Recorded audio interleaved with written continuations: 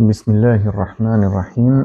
Alhamdulillahi rabbil alamin. Wassalatu wassalam ala rasulillah wa ala alihi wa ashabihi ajma'in. Nderuar vëllezër, motra dhe miq, ju përshëndes të gjithëve me përshëndetjen islame. Assalamu alaikum wa rahmatullahi wa barakatuh. Paqja qoftë mbi ju dhe mëshira e Allahut dhe bekimet e tij.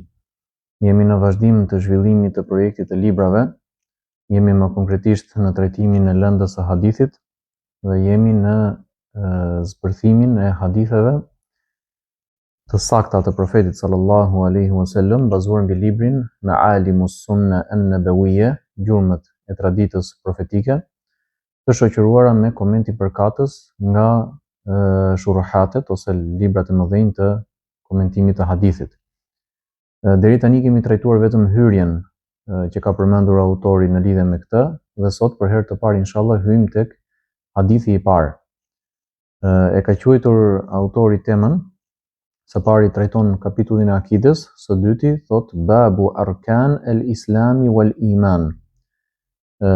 Tema e shtyllave të Islamit dhe të imanit, pra të anës praktike të fesë edhe të besimit gjithashtu. Hadithi i parë për këtë temë thot: An Ibn Umar qal, nga Ibn Umeri radiallahu anhu se ka thënë, transmetohet se ka thënë, ky është djali Umar ibn al-Khattab radiallahu anhu, qala Rasulullah sallallahu alaihi wasallam, ka thënë i dërguari i Allahut sallallahu alaihi wasallam, Bunya al-Islamu ala khams, shahadati an la ilaha illa Allah wa anna Muhammadar Rasulullah wa iqami s-salah wa ita'i z-zakah wal hajj wa sawmi Ramadan. Thot Islami është ndërtuar mbi 5, dhe zakonisht përkthehet në shqip mbi 5 shtylla. Dëshmia se nuk ka të adhuruar tjetër me të drejtë përveç Allahut dhe se Muhamedi është i dërguari i Allahut, falja namazit, dhënia e zakatit, kryerja e haxhit ose shkurt haxhi dhe agjërimi i Ramazanit ose i muajit Ramazan. Më pas fillon komenti i këtij hadithi, koment të cilin e kemi marrë nga Sheikh Muhammad el-Etiopi, i cili ka komentuar Sahihun e Muslimit, duke qenë se ky hadith ndodhet tek Sahihu i Muslimit. Një koment shumë i gjerë me mbi 40 vëllime në lidhje me këtë libër, dhe në një seri prej, nëse zgabohem, 7 videosh, do ta përmbledhim të gjithë këtë koment që Hoxha ka bërë mbi këtë hadith. Dhe thot: An Ibn Umar radiallahu anhuma anin Nabi sallallahu alaihi wasallam annahu qal Bunya al-Islam bi bina'i al-fi'l lil maf'ul wa raf'i al-Islam ala annahu na'ibu fa'ili. Nga Ibn Umari radiallahu anhuma transmetohet se profeti sallallahu alaihi wasallam ka thënë, Islami është ndërtuar, pra ka filluar të zbërthej me komentin nga aspekti gjuhësor, pra me analizë gjuhësore, shprehjen Bunya al-Islam, që është fillimi i hadithit, Islami është ndërtuar. Ku folja thot është përdorur në trajtën jo veprore, ndërsa fjala Islami është ngritur si zëvendës i kryefjalës.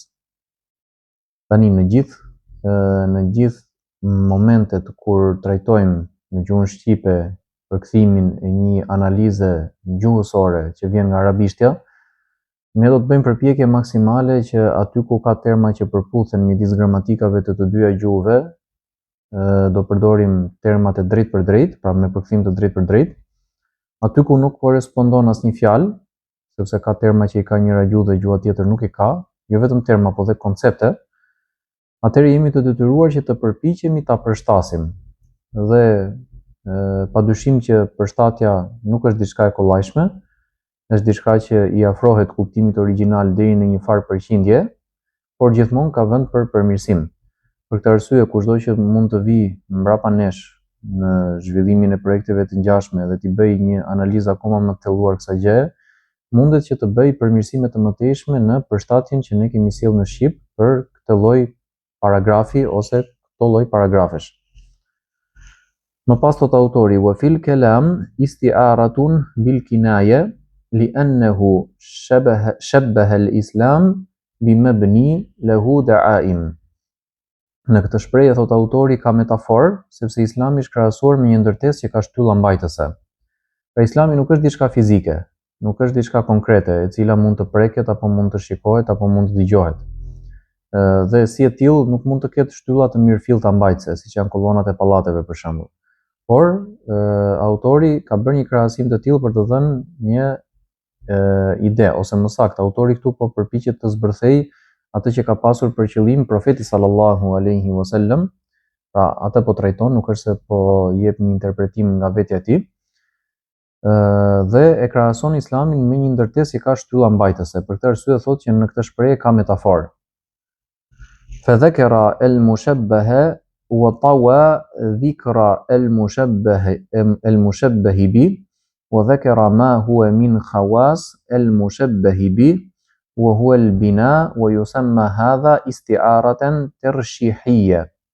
Do të shpërmendur vetëm i krahasuari, do të thënë Islami, sepse kjo është fjala që krahasohet me diçka tjetër, ndërsa objekti me të cilin është krahasuar është lënë i nënkuptuar, nuk është përmendur ndërtesa. Por është përmendur një nga veçoritë e tij, do të thënë e këtij objekti që është krahasuar, dhe veçoritë e ndërtesës është ndërtimi. Është përmendur ndërtimi. Kjo quhet metaforë përforcuese. Pra dhe në vetë gjuhën arabe, kjo lloj shprehje mund të ketë kuptime të ndryshme nga aspekti letrar. Mund të bëj pjesë në metaforë krahasuese, siç kemi përmendur më sipër. Kjo që quhet istiaratun tershihie, pra kjo është metaforë përforcuese në Islam dhe përmend edhe një dy lloje të tjera metaforash autori, të cilat ne do t'i tregojmë në vazhdim. Dhe thot: "Wa yajuzu an yakuna isti'aratan tamthiliyya", ky është lloji i dytë, "bi an tumathila halatu al-islam ma'a arkanihi al-khamsa bi halati khiba uqimat ala khamsati a'mida."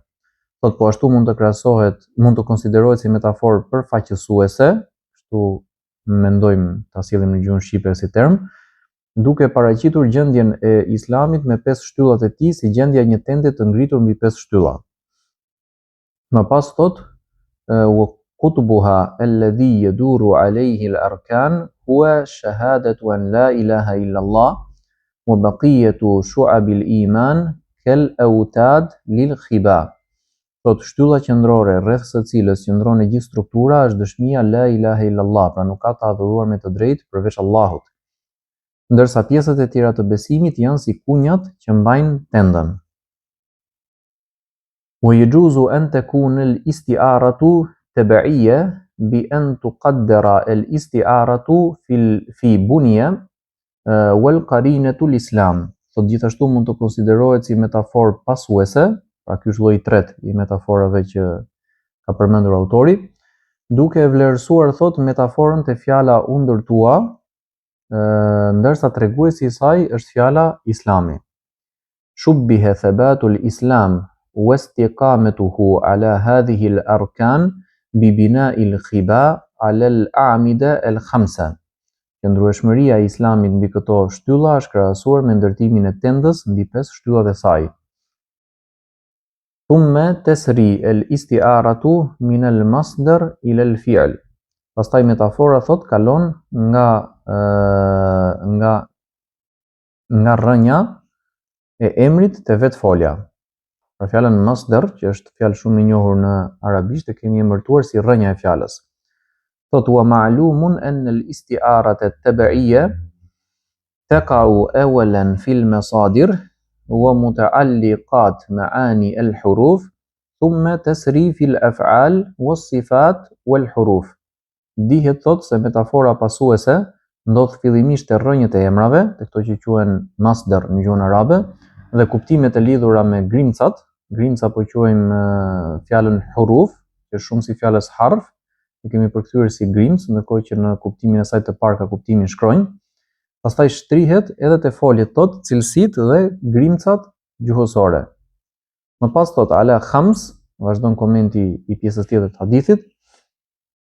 Hakadha fi hadhihi ar-riwaya wa ar-riwayatu ar-rabi'a khamsa bil ha وفي الرواية الثانية والثالثة 5 بلا ها وفي بعض الأصول المعتمدة في الطريق الرابع بلا ها وكلاهما صحيح. Thot autori mbi 5, pra fragmenti i hadithit që po komenton, kështu është në këtë transmetim, ndërsa transmetimi 4 thotë e sjell fjalën 5 me shkronjën h në fund, pra e sjell numrin në gjinin femërore. Në transmetimin e 2 dhe të 3 vjen khams, domethënë pa h, që i bie gjinia maskullore numri, dhe në disa burime dhe në disa prej burimeve të mbështetura në rrugën e 4, gjithashtu pa h. Të dyja format thotë janë të sakta. Kjo tregon rreth të parë që ka transmetime të ndryshme të njëjtit hadith, ndërkohë Hoxha po analizon një prej këtyre transmetimeve, atë që jemi duke përmendur. Më pas, me versionin wa yakunu al-muradu bi riwayati al-ha khamsata arkan aw ashya aw nahwa dhalik wa bi riwayati hadf al-ha khamsa khisal aw da'aim aw qawaid aw nahwa dhalik. Me versionin që ka h synohen 5 shtylla ose 5 gjëra dhe të ngjashme, ndërsa me versionin pa h synohen 5 cilësi, 5 mbështetje ose 5 rregulla dhe të ngjashme. Pra ka të bëjë thjesht me gjinin e emrit që vjen mbas numrit 5. Tanbih al-qa'idatu an-nahwiyya anna al-'adad min 3 ila 10 يؤنث مع المذكر كثلاثة رجال ويذكر مع المؤنث كثلاث نسوة كما قال في الخلاصة. Thot autori shënim, rregulli gramatikor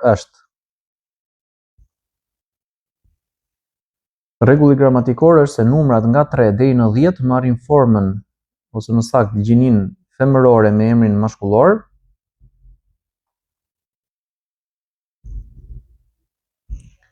si për shembull 3 burra, ndërsa marrin formën maskullore ose mund të themi gjinin maskullore me emrin femëror, si për shembull 3 gra, siç ka thënë autori në El Khulasa, që është libër i cili trajton çështjet gramatikore të gjuhës arabe. Ne në shqip dikur thoshim 3 gra, pra me i dhe jo me e tek numri 3 për gjinin femërore. Thalathatun bitta kullil 10 في عد ما آحاده مذكرة في الضد جرد والمميز جرور جمعا بلفظ قلة في الأكثر. To janë vargje poetike dhe kuptohet që ka një nivel vështirësie për të sjellë vargjet poetike në formën më të mirë në gjuhën shqipe. Ne thjesht po bëjmë një përshtatje nga ana jonë dhe nuk pretendojmë se kemi bërë më të mirën e mundshme. Patjetër që kjo punë mund të përmirësohet në mënyrë të mëtejshme.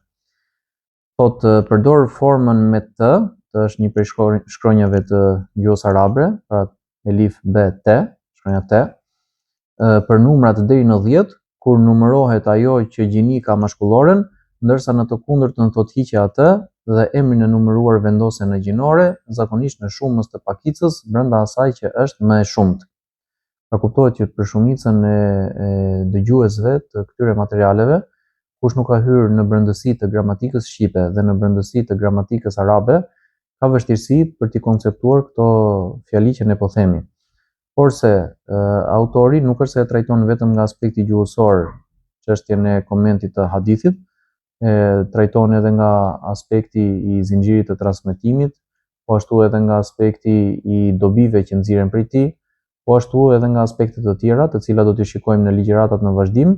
Për këtë arsye ne thjesht po e sjellim komentin ashtu siç e ka bërë autori në formë të plotë, në mënyrë që ai që ka mundësi që të përfitojë prej kësaj le të përfitojë dhe ata që kanë mundësi të përfitojnë nga të tjerat le të përfitojnë. Pra të jetë sa më gjithë përfshirëse të jetë e mundur. Më pas,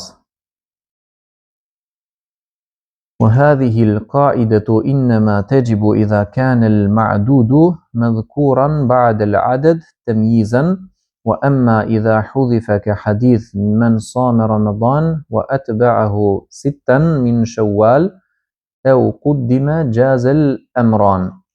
Thot ky rregull zbatohet kur emri i numëruar, pra emri që shoqërohet me një numër në arabisht, përmendet pas numrit si dallues.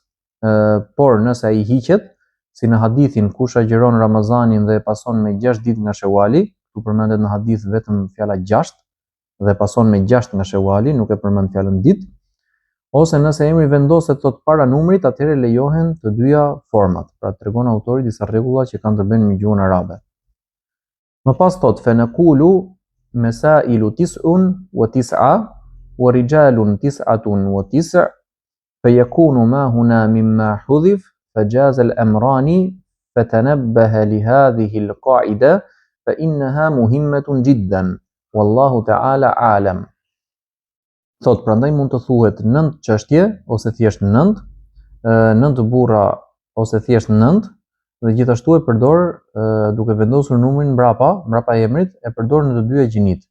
Ndërkohë që kur e vendos përpara, po që emri femërore do jetë në numri mashkullore, po që emri mashkullore do jetë numri femërore për numrat nga 3 deri në 10. Këto janë rregullat arabishtes që nuk kanë lidhje me shqipen ose me shumicën e gjuhëve që ne njohim këtu në Europë.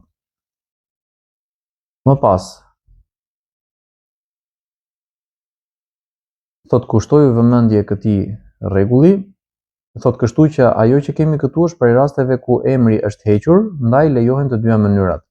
Kushtoi vëmendje këtij rregulli,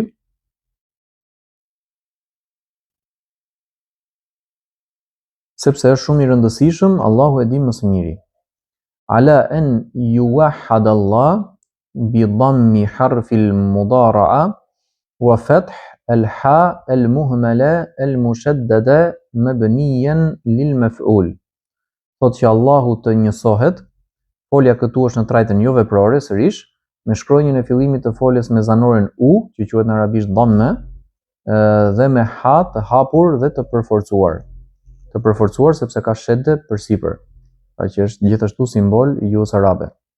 Wa raf'u lafdhil jalala ala annahu naibu fa'ili, thot emri Allah është ngritur si zëvendës i kryefjalës.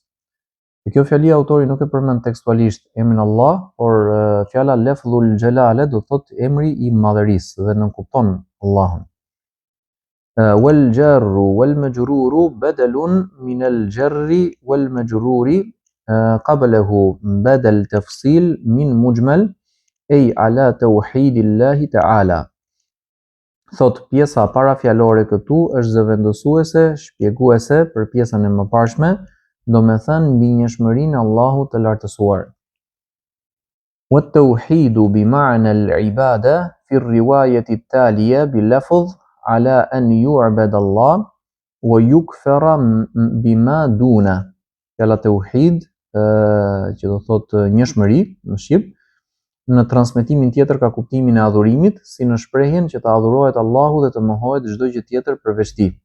Faktikisht tauhidi përfshin të gjitha kuptimet, edhe kuptimin e zotrimit, edhe kuptimin e adhurimit. Më pas, wa bima'na ash-shahadatayn fi ar-riwayati ath-thalitha bil-lafz shahadati an la ilaha illa Allah wa anna Muhammadan abduhu wa rasuluhu. Ndërsa në transmetimin e tretë ka kuptimin e dy dëshmive, domethënë shprehjen dëshmia se nuk ka të adhuruar me të drejtë përveç Allahut dhe se Muhamedi është robi dhe i dërguari i tij. Më pas vazhdon me komentin e pjesës tjetër të hadithit ku thot wa iqamis sala ay ala al ityani bis sala ala al wajhi al matlub shar'an min istifa shurutiha wa arkaniha wa adabiha. Pra dhe falja e namazit, që thot profeti sallallahu alaihi wasallam, do me thënë kryerja e namazit në mënyrën e kërkuar nga sheriati, duke plotësuar kushtet, shtyllat dhe edukatat e tij, pra gjërat e pëlqyeshme. Më pas thot autori tanbih aslu iqam iqwam li'annahu min aqama yuqimu nuqilat harakatu aynihi ila fa'il kalima وحذفت وعوض عنها تاء التأنيث غالبا فصار إقامة بالتاء لكن هذا التعويد إنما يأتي غالبا إذا لم يوجد مضاف إليه فأما إذا وجد فإنه يبقى المصدر على أصله دون dune ta. Thot shënim, fjala iqam në gjuhën arabe në origjinë është iqwam, pra ka pasur një modifikim për lehtësi dhe bukuri shqiptimi, sepse rrjedh nga folja aqame yuqimu, kjo është rrënja e foljes. Lëvizja e shkronjës së mesme u transferua te shkronja e parë e fjalës, pastaj ajo u hoq dhe u zëvendësua me shkronjën t të gjinisë femërore, kështu u bë iqametun, pra me të marbuta, që quhet në arabisht. Mirë po ky zëvendësim zakonisht bëhet kur fjala nuk është në lidhje pronësore ose atribuimi. Po e quajmë pronësore ose atribuimi sepse me këto dy gjëra ka lidhje ajo që në arabisht quhet idafetun. Siç është shpreha mudafun ilayhi, të cilën e marrin të gjithë nxënësit që kanë mbaruar abetaren e shkronjave arabe dhe të texhuidit, dhe më pas hyjnë tek metodat e gramatikës që në nivel të parë dhe arrin tek ky lloj rregulli. Ky lloj rregulli këtë ka si fjalë korresponduese në shqip dhe çdo që të përdori personi është në rregull inshallah. Thot nëse është në lidhje pronësore ose atribuimi, atëherë burimi mbahet në formën e tij origjinale pa të. Siç është në rastin konkret tek hadithi që po analizohet. Më pas maqamul bina, qala Allahu ta'ala wa awhayna ilayhim fi'la al-khayrati wa iqamis salah. Tek surja Enbiya, ajeti 73, pozita e ndërtimit, thot autori, Allahu i lartësuar ka thënë dhe ne u shpallëm atyre veprimin e të mirave dhe faljen e namazit.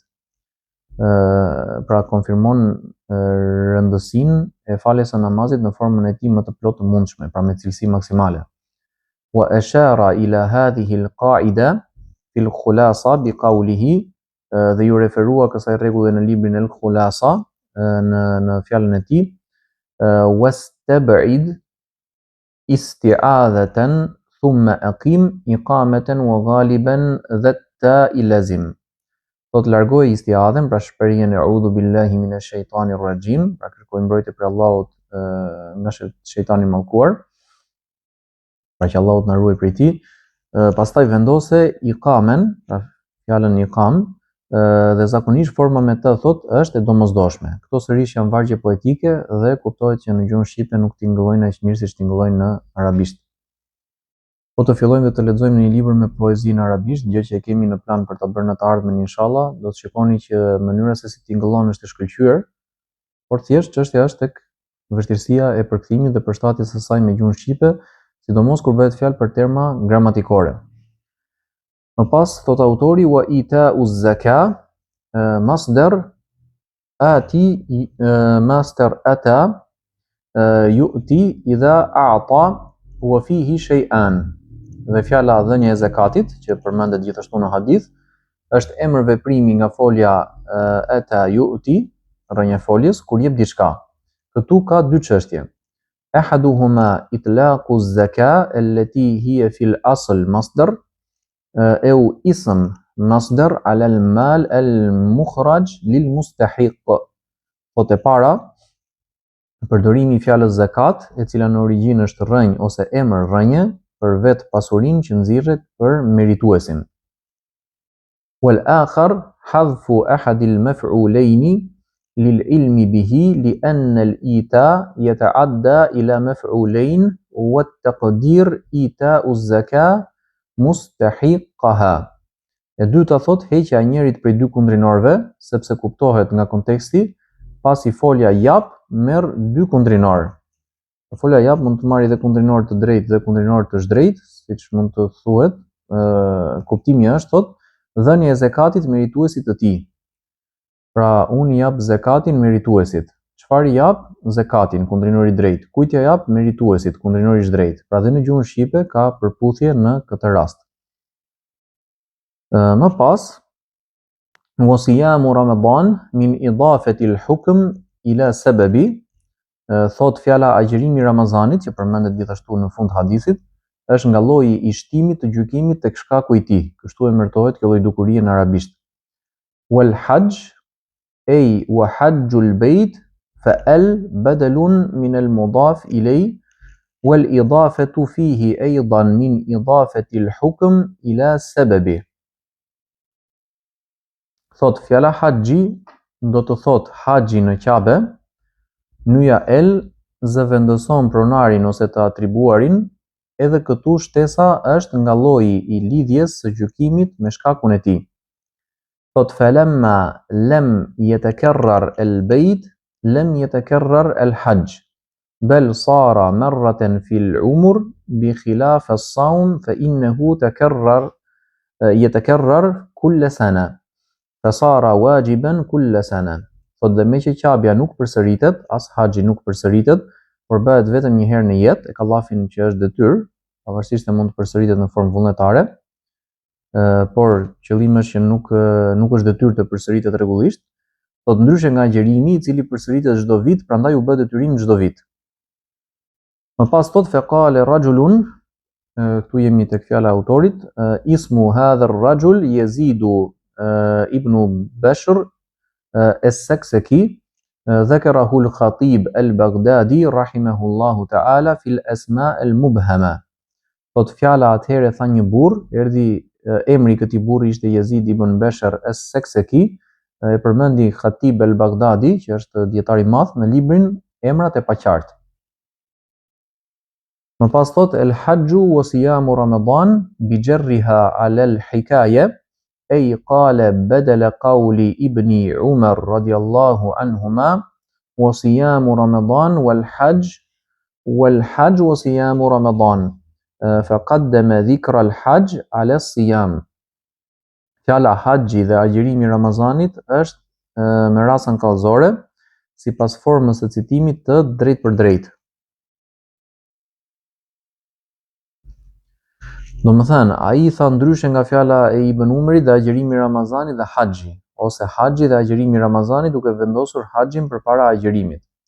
Faqal Ibn Umar radiyallahu anhuma raddan alay la, ay la taqul al-hajj wa siyamu Ramadan, bal qul siyamu Ramadan wal hajj bil jarri fihima ala al-hikayati aydan.